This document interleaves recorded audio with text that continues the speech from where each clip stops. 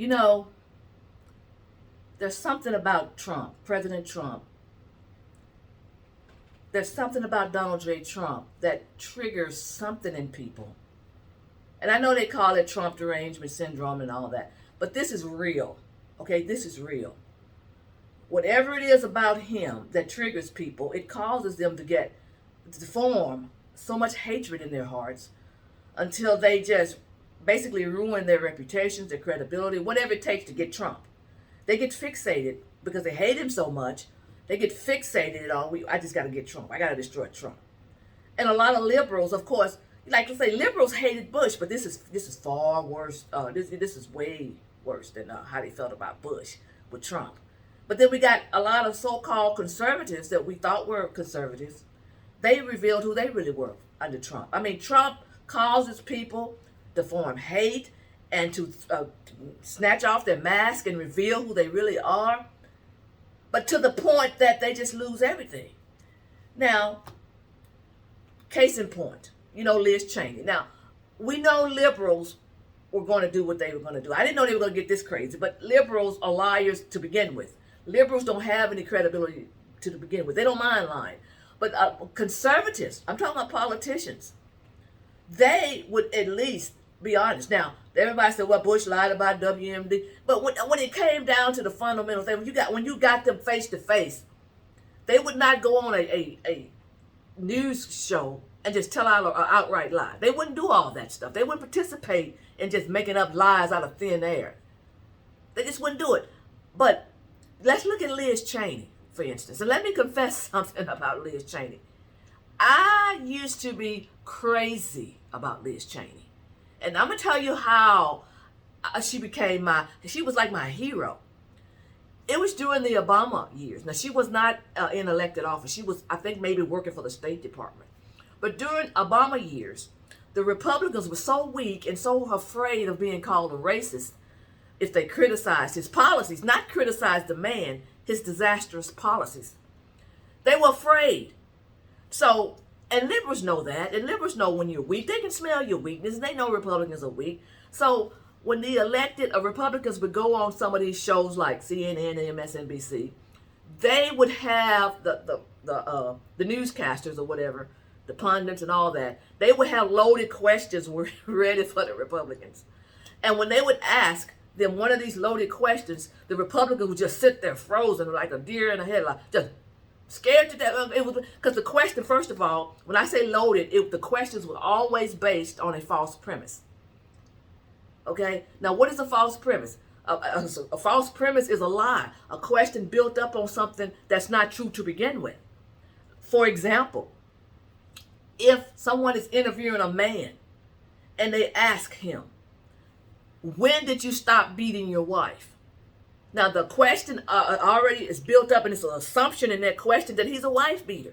But if he has never assaulted his wife, never touched his wife, there's no record of him ever beating his wife, then that's a lie. But they're expecting him to answer a question that's based on a false premise. Those are the kind of questions they would always ask Republicans. And they would just sit there like, what am I going to do? How do I answer this? Instead of saying, first of all, that's a lie. But Liz Cheney, she would go on those shows. And when they would try it with her, she would stop them and say, first of all, your question is based on a false premise. Then she would unravel the entire thing and mop the floor with them. And I was like, oh, that's my girl right there. Liz Cheney is telling them. And she would go on all those shows and just do that over and over again. Because one thing about a lie is a lie cannot withstand any kind of questioning. That is why they always invite 3 and 4, like if a conservative or a Republican goes on any of those shows, it'll be one Republican and about 3 or 4 liberals, and they won't let them talk. You understand? They'll attack them. Because once you ask a question about something that's already a lie that they prefer, it's going to fall apart. Lies cannot withstand any kind of scrutiny at all.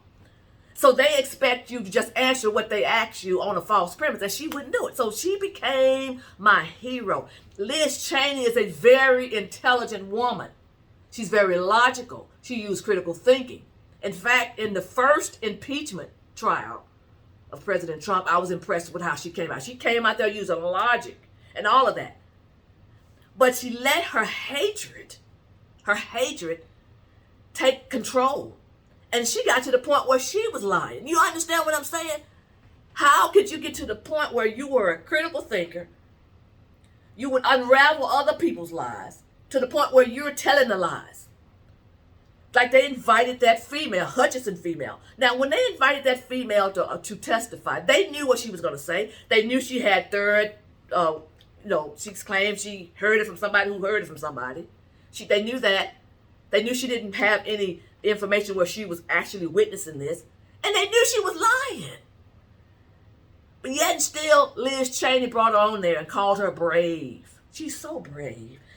And even though the Secret Service men that were actually in the car with President Trump when they claimed he tried to wrestle the steering wheel away from him and drive to the Capitol building, they said that didn't happen.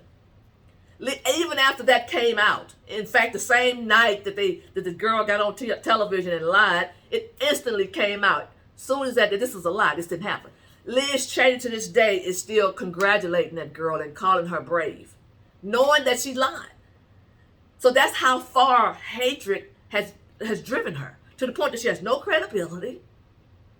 And she's a liar too. She knows the whole January 6th thing is a lie.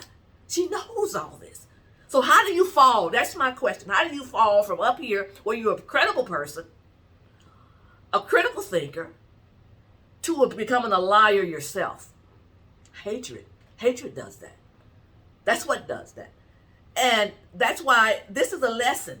Now, you're not supposed to let hatred get in your hearts to begin with. Nobody should. But people will. You shouldn't let anybody make you hate them. But this is what has happened. But what did Donald Trump do to cause this kind of hatred? What did he do to her? I'll tell you what he did. Because remember now, people think that she turned on him January 6th. She turned on him right before then because he had said he was going to withdraw the troops from Afghanistan. That is when she turned on him. And she just used January 6th as a way to get back at him, basically. So she had already turned on him before January 6th because they're warmongers. And they did. And he came, in fact, when he came out and said he was going to withdraw, she came out and said, that's when she turned on him and said something, and he got on Twitter and called her a warmonger. That's what he did. This is before January 6th. And the fighting started then. But I just can't understand how anybody would allow that to happen. But that is exactly what happened. And that's the lesson we have to learn. Now, let's go to the agencies. Now, we didn't know. I know I didn't know that the FBI and all was this corrupt.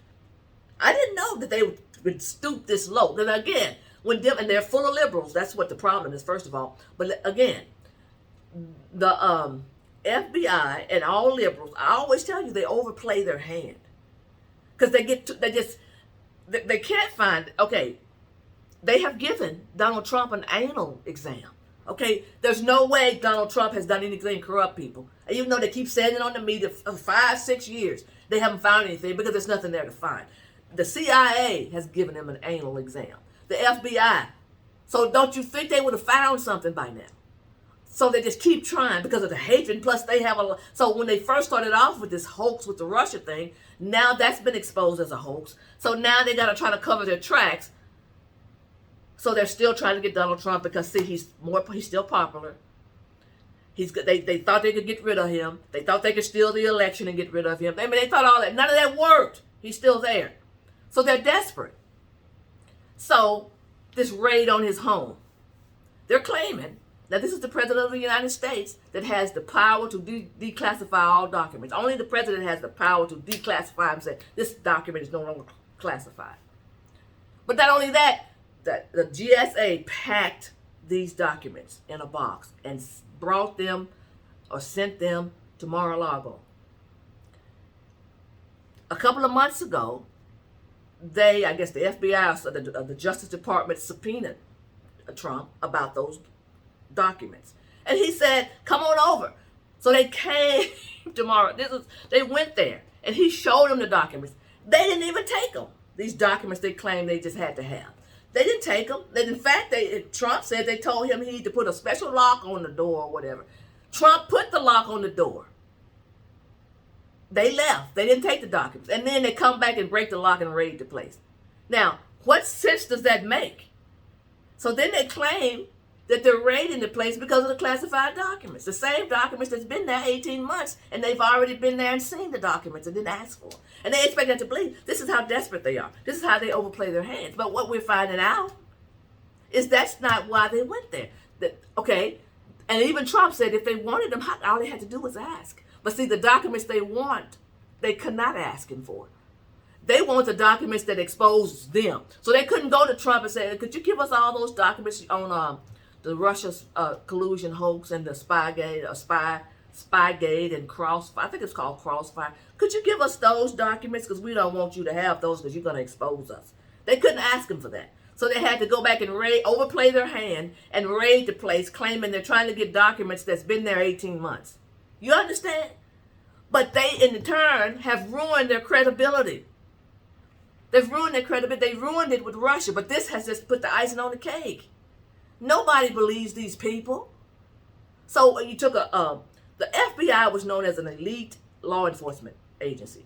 I mean, they do all these moves about, I'm part of the FBI, I'm part, all the television series. Now when I hear anything about the FBI, I think of James Comey.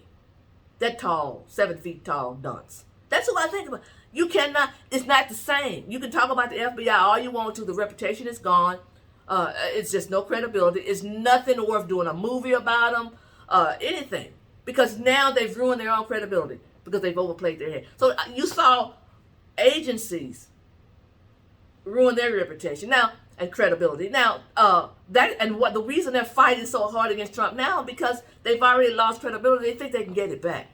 They think they can say, and then what's his name? Ray came out and Garland came out. We won't stand for y'all to talk about our law enforcement. They're agents. They're patriots. They're this. Come on, people. You can't build them back up to be something that they're not. Okay, that's not true. That's not true. They're not what you're saying they are. We see through that.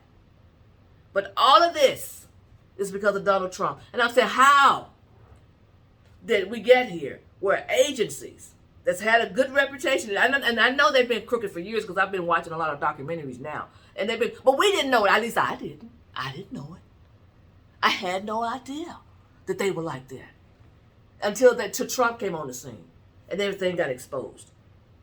So nobody believes the FBI. They don't have any credibility. The Department of Justice doesn't have any credibility. Liz Cheney don't have any credibility. The media doesn't have any credibility. All the institutions have no credibility because of one man. Or they're exposed to not have any credibility because of one man.